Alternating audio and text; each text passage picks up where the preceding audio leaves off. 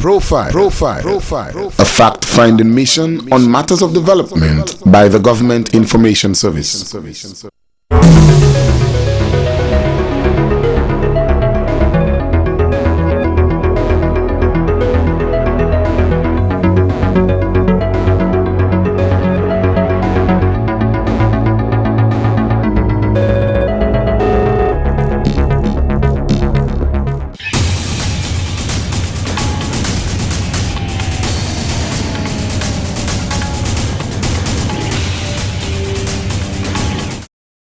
In 2000, 189 nations made a promise to free people from extreme poverty and multiple deprivations.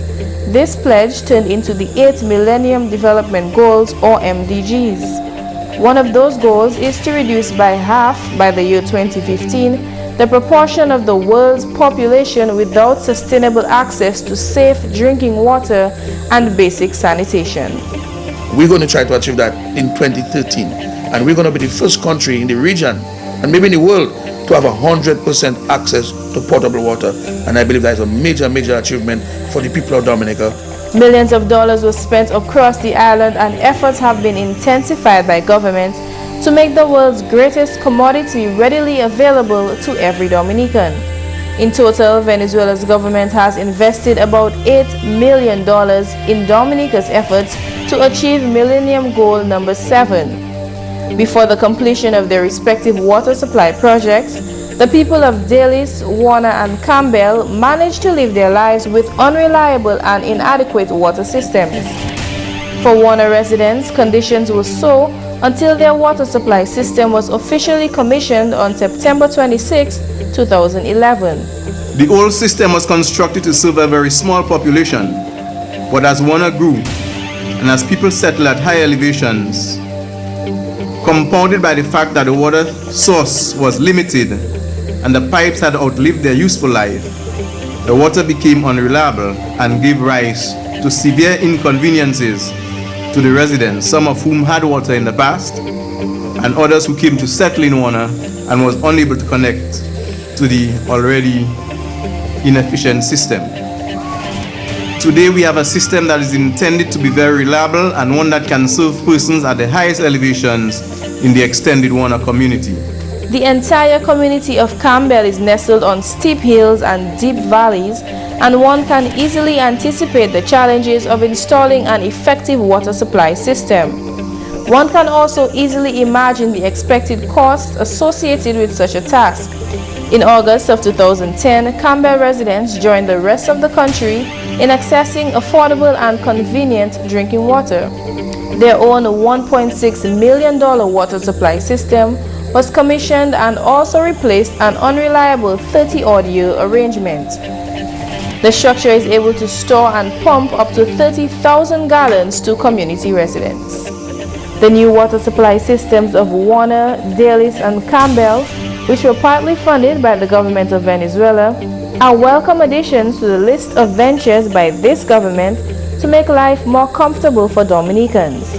Although costly, government says it will continue to inject money into the well-being of the masses without expectation of returns. Now let us always remember that water is an investment in people. It's a social investment. It's not a store.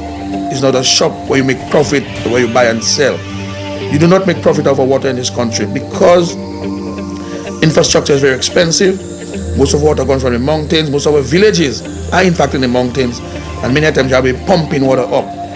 If we had to charge persons based on the true value of the water they get in, 90% of Dominicans would not be able to afford water. They would not be able to take water into their homes.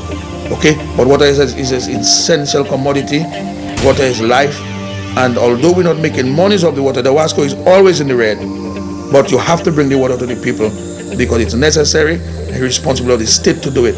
So the investment is very heavy. You're not going to recoup that investment, but you have to continue to find the money and raise the resources to do it. Profile. One aspect of social development for which this government is known as relentless is in the area of education. Every community across the length and breadth of the island has been touched by the government's one university graduate per household education policy. To that end, the Roosevelt Skerritt-led administration has forged numerous alliances with friendly countries and successfully secured hundreds of scholarships to countries around the world. From the list of countries and alliances, Venezuela was among the first to welcome Dominican students to its universities to pursue first degrees and certificates.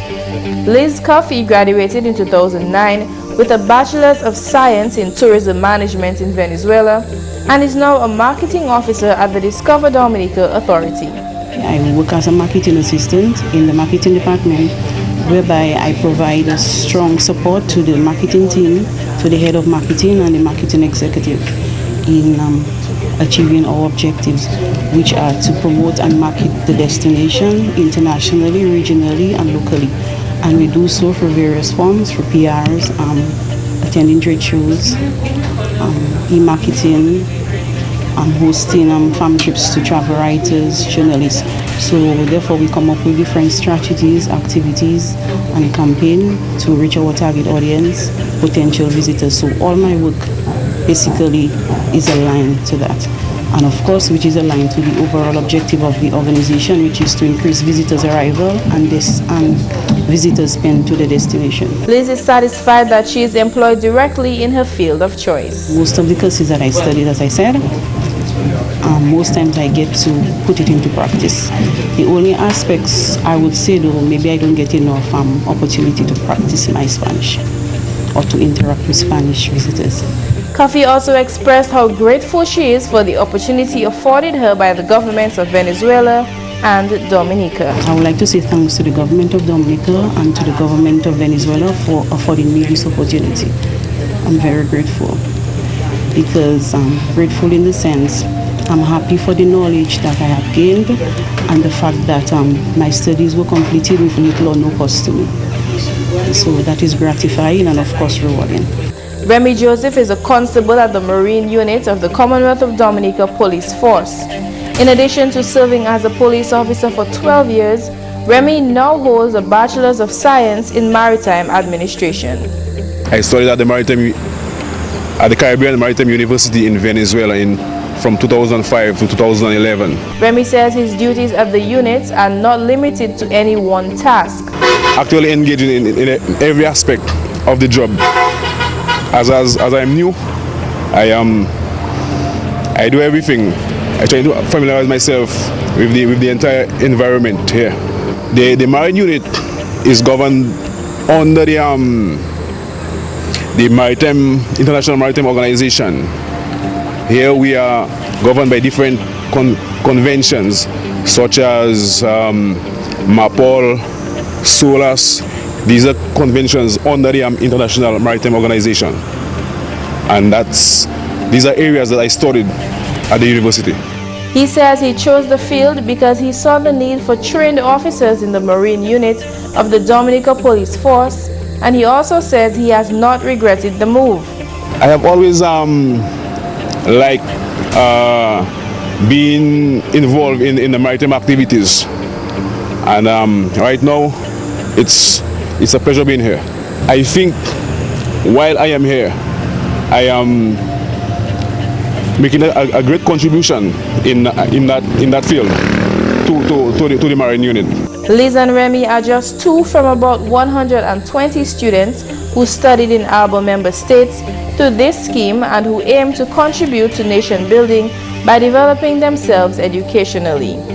Also in the education sector, Dominica's partnership with Venezuela has profited even the young who are not yet old enough to make use of the scholarship opportunities. In the Kalinago territory, students in communities neighboring Salibia can count themselves among the hundreds of students whose education has been enhanced by the ALBA arrangement. Through financial prudence and the support of Venezuela's government, the doors of a new state-of-the-art primary school costing $3.8 million were officially opened May 31, 2010. The formal ceremony marked a new educational standard for people of the Kalinago territory. Well, as you can see in the background there, that is the Salibia Primary School, which was built with funds from the Venezuelan, funded by under the Alaba arrangement to the tune of $3.8 million. This is a modern institution. I mean, I would think it is one of the most modern primary institutions in the island.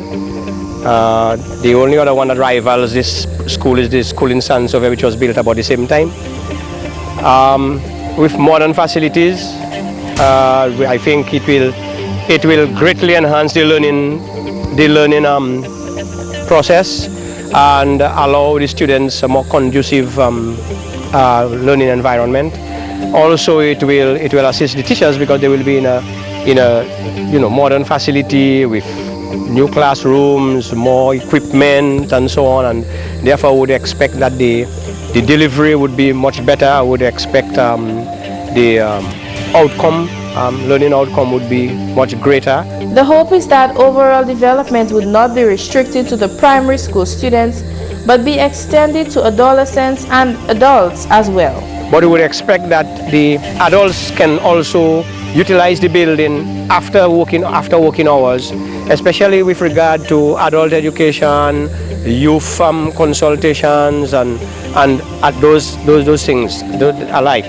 That it will offer, and I would think that the community will be able to offer classes here, and maybe students who have gone to the secondary school who dropped out in third form and fourth form, who would want to improve on their academic standing.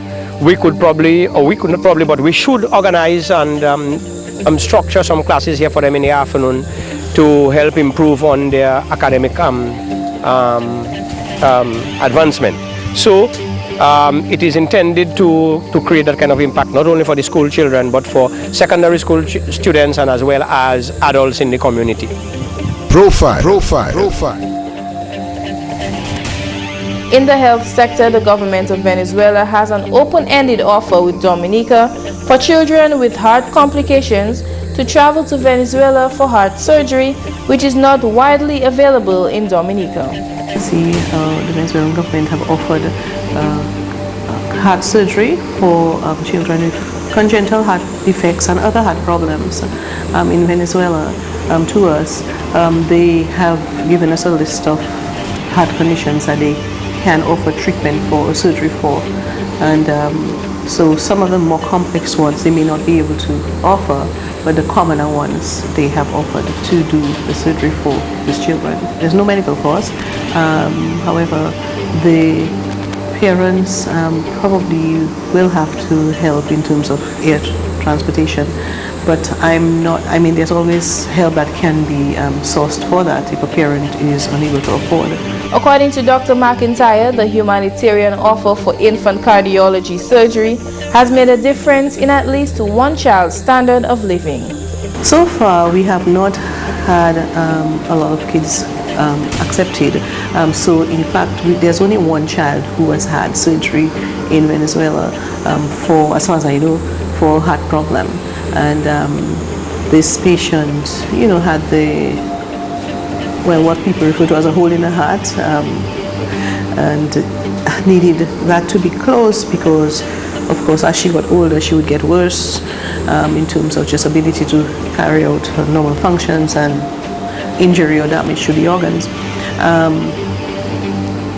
That was successful, and we see her. She's in follow-up, and she's doing quite well, as a matter of fact. So that was good because that's one case that you would have had to find somewhere to accept.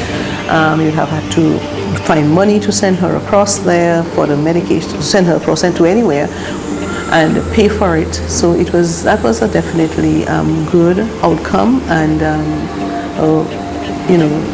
really worthwhile in terms of cost saving. It's easy to imagine just how much this infant cardiology invitation will mean to the parents and children impacted by heart conditions.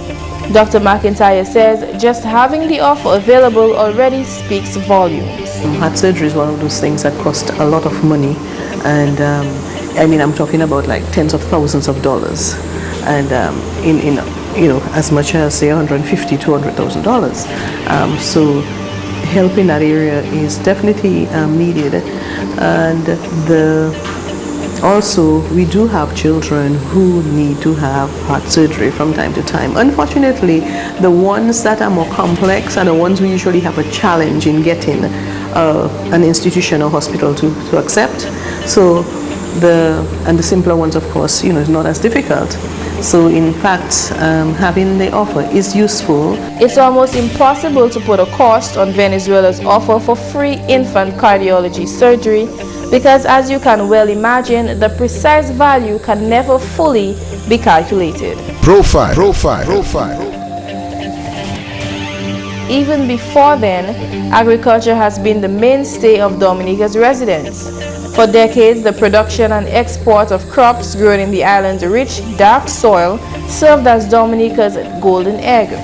For many reasons, less banana, citrus, cocoa, coffee, and grung provisions are being exported today than 25 years ago. While that is so, the agriculture industry in Dominica is far from extinction. As a matter of fact, Dominica's Director of Agriculture, Ricky Brumant, harbors hope that a comeback is on the horizon for farmers, thanks to the interjection of the people and the leadership of Venezuela. Firstly, with the construction of a national abattoir or slaughterhouse. Importantly, Dominica needs a national abattoir, there's no doubt about it. This comes from two basic tenets. One, food safety. We ensure that the way things are being done, where slaughtering are concerned, this will be out of the window. So it ensures that our populace will be safe where meat is concerned. And secondly, value addition. It means that our populace also will be able to receive a product that is similar to what we sometimes think is better from overseas. So essentially, in the eyes of the public, we can compete. And culturally, we can change the way consumers approach locally produced products.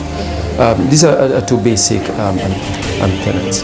Also, there is a possibility, based on the national abattoir, when it is built, because already the financing mechanisms are in place, the designs are in place, the EIA has already been completed. So when this is constructed, it means that Dominica has the potential to export once we meet the standards set out by some of our markets, especially the European markets. We're looking at the departments of Martinique and Guadeloupe. The plan is to eventually encourage mass poultry and pork production, and subsequently a hatchery. Secondly, we have the coffee project. That involves the erection of a coffee plant, which is on island. The site has been identified, and again recently the Venezuelans have been there teaming with the local counterparts to look towards building the structure that will house the plant. An area again has been identified. There are again aligned projects to that, so we will look at rehabilitation of existing plots as well as establishing new plots. In the first 3 years, we're looking at about 550 acres of establishment. But understanding the plant will be set up, so we have to have the plant working. So in the meantime, we will be importing coffee to work the plant and put the products that we require on the market. And it's a phase-out approach. As we expand our establishments in the field, we will be importing coffee. At a particular time, we will be able to support plant operations by local production. With these plans in the pipelines, it's no wonder agriculture stakeholders can feel expectant about the future of an industry that has done so much for the Commonwealth nation of Dominica. I am very optimistic. The country can be optimistic. And like I said, it's not an easy climb, but the end of the road, if we follow the right pathway in terms of decision making, in terms of planning, in terms of policy, in terms of grassroots action, I'm very optimistic for the agricultural sector, and what the Venezuelans are doing are going to impact positively. As recent as July 2012, the black sigatoka, a debilitating fungal disease affecting banana and plantain crops, was intercepted on the island. The fungal disease causes dark leaf spots that eventually enlarge and combine, causing much of the leaf area to turn yellow and brown. Plants with leaves damaged by the disease may have up to 50% lower yield of fruit. Immediately, government diverted $300,000 into the defense efforts. Farmers were sensitized and trained, fertilizers and other inputs were purchased, and regular farm visits were conducted within weeks of discovery. Experts from around the world were also brought in to assess the situation and make recommendations, while agriculture stakeholders here met to compile a national strategy, and other Caribbean countries also affected met to develop a regional integrated program. Dominica's ally, the Venezuelan government, also joined the efforts to manage the spread and damage of the black sigatoka disease. As we know that this is a very debilitating disease, it's a very important disease for banana and plantains. And the Venezuelans were quick to help with potent chemicals for treatment, for spray regimes, and very quick in terms of sending expertise to look at what is on the field, to advise appropriately.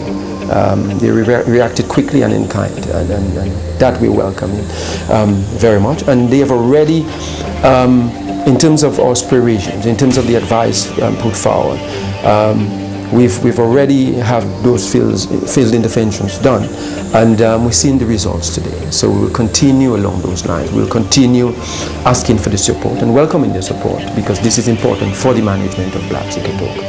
Between the governments of Venezuela and Dominica, funds were put away at the National Bank of Dominica and at the Dominica Agricultural Industrial Development Bank to make loans available for farmers at special interest rates. So far, the ARBA arrangement has meant a $2 million injection into the sector. The alliance between Dominica and Venezuela has also resulted in a better trained human resource for the advancement of an agriculture sector that is closer to reaching its full potential.